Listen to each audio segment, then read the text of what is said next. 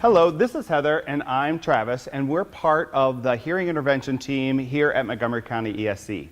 And we are here to talk to you today about what you need to do when a student walks into your room the first day and they have a hearing loss. Where do you start, what questions do you ask, and what we can do to help you get started. So the first thing you kind of need to know is the fact that equipment, things like that, hearing aids, cochlear implants, all of those things, they don't replace your ears.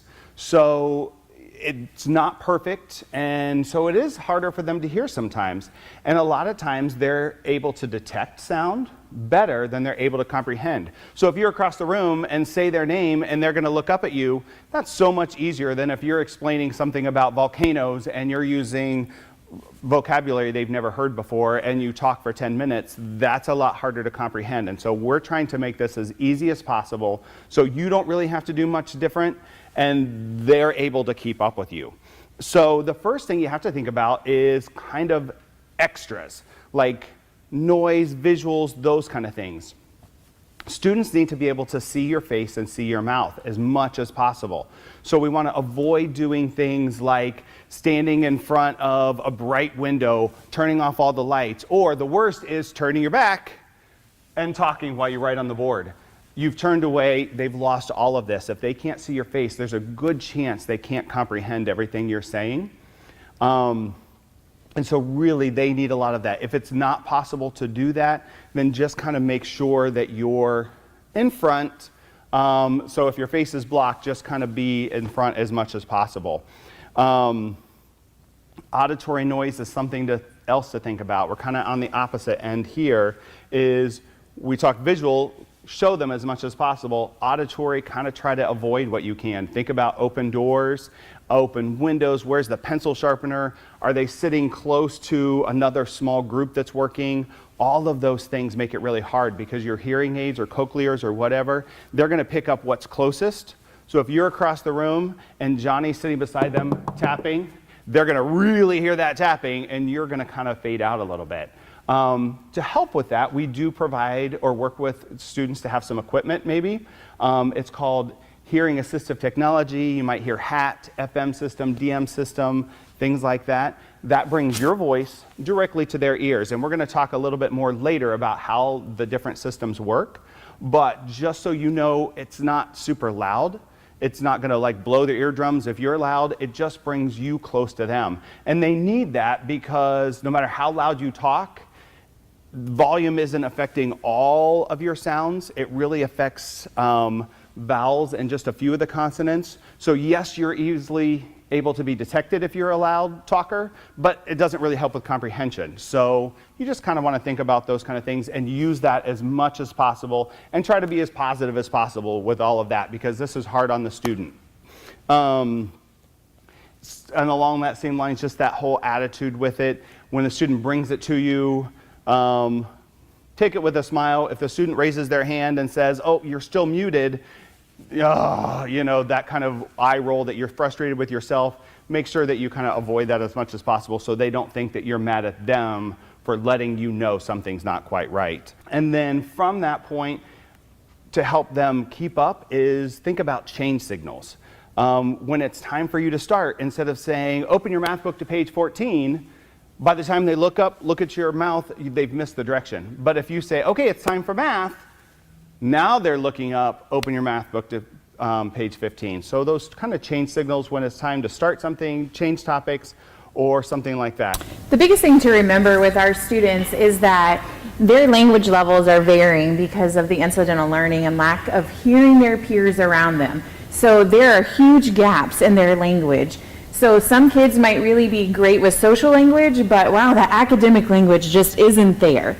So we want to really keep in mind that when we're presenting new Tier 2, Tier 3 vocabulary, these kids are not learning it at the same rate as the other kids in there. So we want to make sure that we're priming that pump. We want to pre-teach as many of those Tier 2 and Tier 3 vocabulary words to them. We want to make sure that we're going over that, we're reteaching. Our kiddos are not going to get that on the first try. So we want to just keep talking about it over and over and over, making sure that we have hands-on activities because hands-on and multi-sensory activities are going to tap into a different center in the brain, and it's really just going to help make everything concrete. We don't want to just end on, did you understand that? Because you're going to get that nod, like, yeah, I got that. Because we want to make sure we're answering or asking open-ended questions to make sure that the kids are really fully grasping what you're trying to get to them.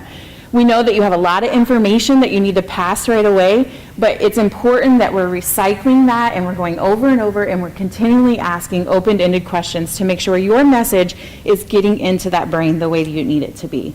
Peer discussions, you have to think that anything that's happening behind me isn't happening because I need those visual cues like Travis spoke about.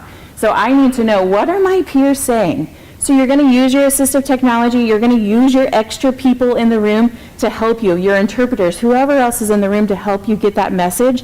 You want to repeat what the peers are saying behind you because we know that students learn and we learn from other people. So all of that is important information.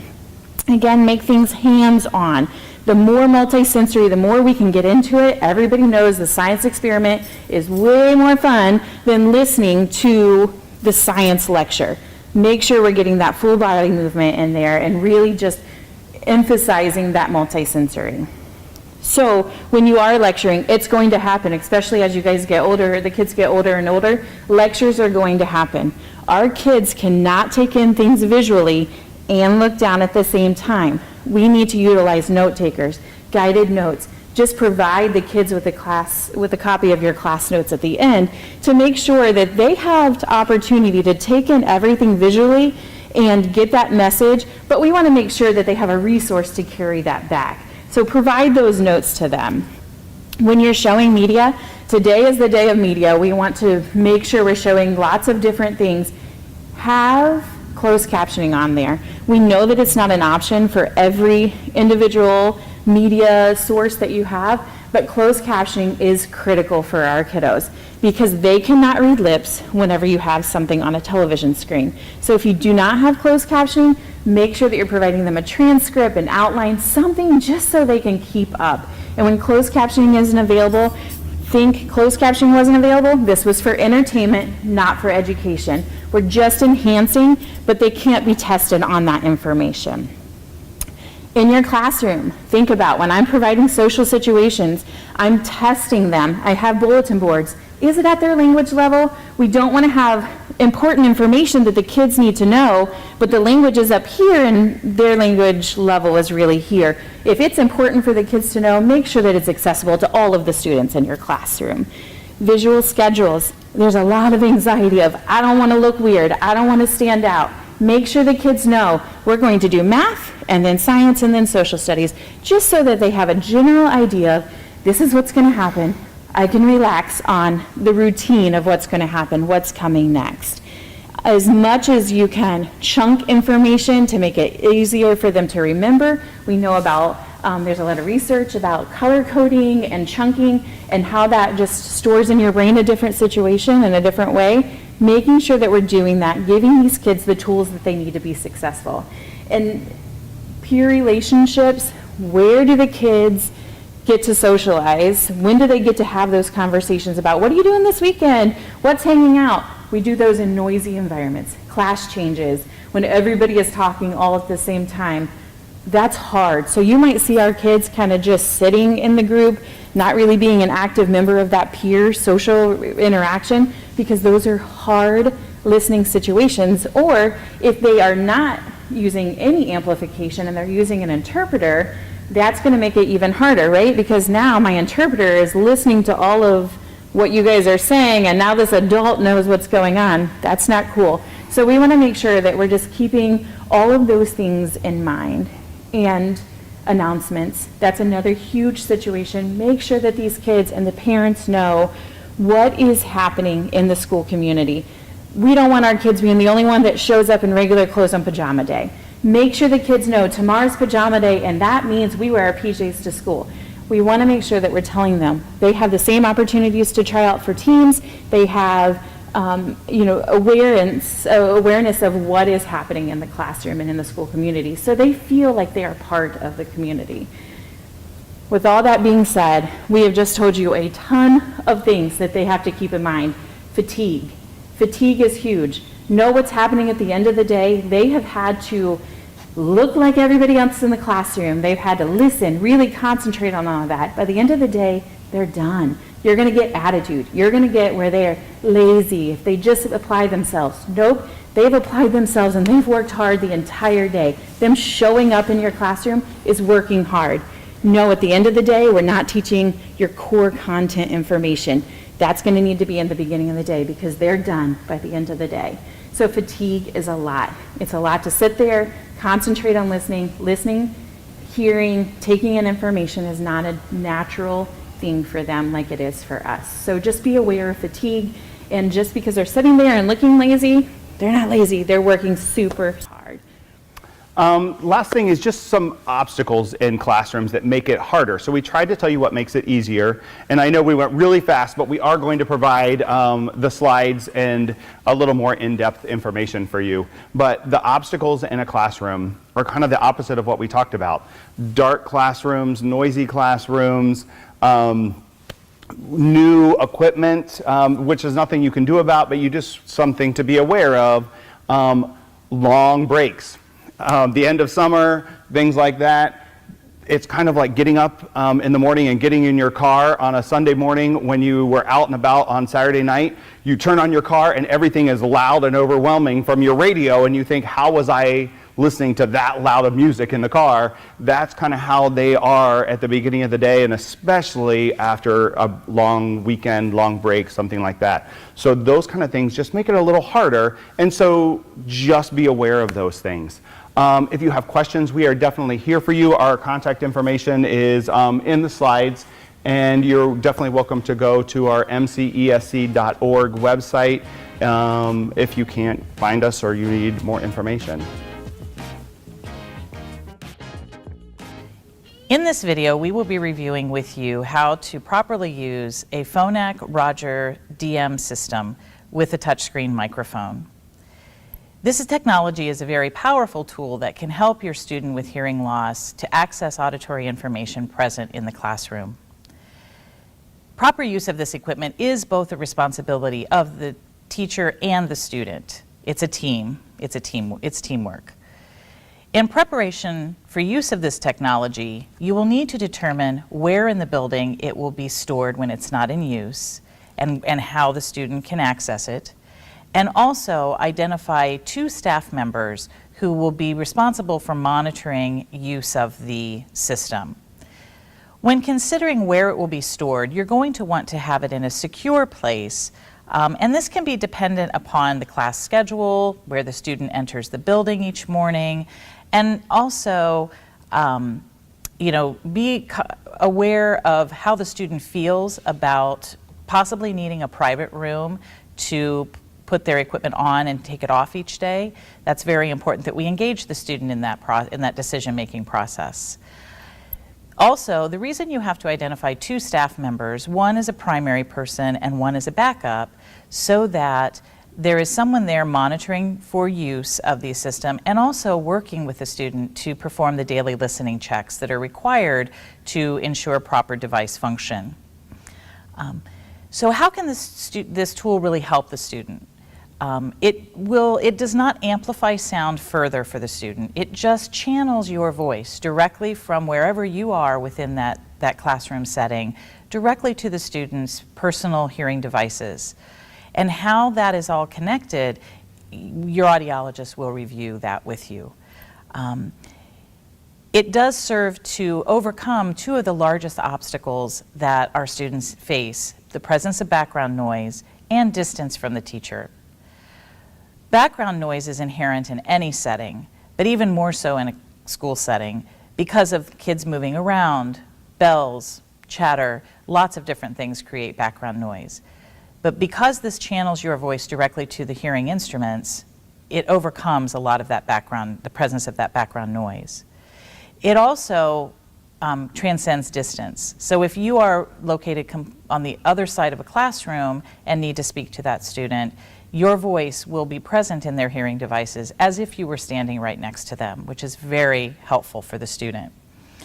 So what does this system consist of? This system consists of student-worn devices called receivers, and they come in various forms. It also consists of a teacher-worn transmitter that we are going to be reviewing with you more. Both components must be present for this system to work. So we have to review proper placement on the body is vital. You're going to want to place the lanyard over your head and grasp the bottom of the lanyard and pull the touch screen up on the lanyard so that it ends up in the sternal area on your body. Also, make sure that that front screen is facing out so that the 3 microphones located on the unit in the upper left-hand corner are facing out so that they're not rubbing against clothing or anything else that you may, lanyard, anything else. To turn the unit on, you're going to want to locate the on-off button on the side of the unit, depress it for 3 seconds, and the green light will start flashing on front of the unit. You'll want to use the touchscreen in this mode for large group instruction, noisy settings, noisy transitions, small group when there's noise, and really anywhere that student goes in that academic setting is the unit should go with them. Every school building has unique procedures and activities that we haven't covered, so please, if you have any questions, to speak with your educational audiologist or deaf hard of hearing specialist. There are also going to be times where it's important to turn the unit off or to mute the microphone. We do recommend actually leaving the unit on all day and muting the microphone during transitions from teacher to teacher. Also, if you're engaged in a private conversation while wearing the device, either with a staff member or a student, it's important to mute the microphone. Or if the students are engaged in seat work and not needing to hear an auditory message at that time. To mute the microphone, you will want to just depress the round button on the bottom of the unit, and you'll see the red flashing light, which is a very nice visual display for both you and the student that the mic is muted. Other uses of the device will often come up in your classroom. With today's presence of technology in the classroom, students are frequently working on computers or iPads for activities.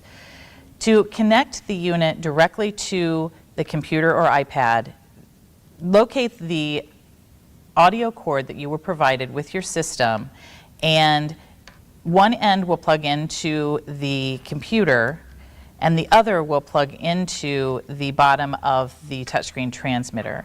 When it is plugged into the touchscreen transmitter, a menu will briefly pop up on the screen. It's vitally important that the check mark be next to the input icon on the unit for it to receive the signal from the audio device and send it to the student. Another alternative way of using the device is during small group activities where the student may be working with a group of a few other students around a table. You will want to remove the unit, give it to the student so that they can place it on the table. At that point, the microphone automatically switches to an omnidirectional mode and will pick up the voices of the students located within approximately a 3-foot radius around the unit. To want to turn the unit off and charge it. To turn the unit off, you're going to want to go back to that on-off button on the side of the unit, depress it, and again, a menu will pop up where you want to press yes to power down the unit. At that point, you can now plug the unit in for charging for the night. So Whitney, what are some of the frequently asked questions that you receive from teachers? What if I raise my voice really loud? Oh, great question. Remember what I said about the unit not further amplifying sounds. It only channels your voice directly to the student. It does not amplify. So if you are wearing it and raise your voice, it does not harm the student because the output of the student's hearing devices is limited to a safe and comfortable level for their hearing loss. Do I have to put it over my head? Yes. For teaching, when you are teaching, it is definitely best to wear it on the lanyard. You do not want to leave the unit laying on a desk or in that omnidirectional mode when you are speaking because it may not pick your voice up effectively. Another way that you can place the lanyard on your neck is to open the connection on the back and put it around your neck and click it. After you do that, then you would want to move the unit up so it's in that sternal area. Do I have to share a lanyard? You do not. Additional lanyards are available for purchase through Phonak. You will receive a few lanyards with your device, but it may not be enough for each teacher to have a personal system or a personal lanyard. If that's something you desire, just speak to your audiologist who can get information to your district for ordering of that equipment. What if I forget to charge it? No problem. The unit really, if you come in the morning before the students get there and realize that you didn't charge it, if you were to plug it in, it receives an 80% charge in about an hour, which would get you through probably a school day. This video is going to go over disinfecting your students' hearing assistive technology for the classroom. We would like to recommend that you follow up with the CDC guidelines about disinfecting and approved sanitation, as that is fluidly changing. We recommend some sort of disinfecting or sanitizing as this device is passed off between teachers and students, just as a safety measure for everyone during these times. The items that you will need are 70% isopropyl alcohol, a spray bottle for the liquid if that's the route you're choosing, hand sanitizer. You can also do a 70% isopropyl alcohol prep pad, or and also have disposable towels for sanitation with the liquid. And then obviously your student technology. First, what you would do is unplug any cables from the system, and just some important tips to note. You want to stay away from any ports and microphones while cleaning, just so that the system is not ruined by any liquid intrusion or anything like that. We're not going to immerse anything or immerse the technology into any liquid, as that could damage the equipment. Also, when wiping down the technology, you want to let it dry after it's wet, just so the disinfecting properties can take place. And so the first thing you're going to do is hand sanitizer. Wash your hands. And then you're going to want to mute the microphone of the system, just so the student is not hearing everything going on while you're cleaning the system. And you'll see that red flashing light to indicate that it's muted. Whether you pick the liquid or the prep pad, it's going to be different, but the prep pad, you're simply going to rip it open and wipe it down. The isopropyl alcohol liquid, you're going to spray. Make sure that it's not saturated too much. We don't want it to get into any of the ports, just slightly wet. And then wipe off the system itself. You want to make sure you get all around, anywhere that you're touching, to make sure that it's cleaned and sanitized. Don't forget that you also should be cleaning off the lanyard. So after you wipe off the face of the technology, you can go up into the lanyard to make sure you're disinfecting that as well.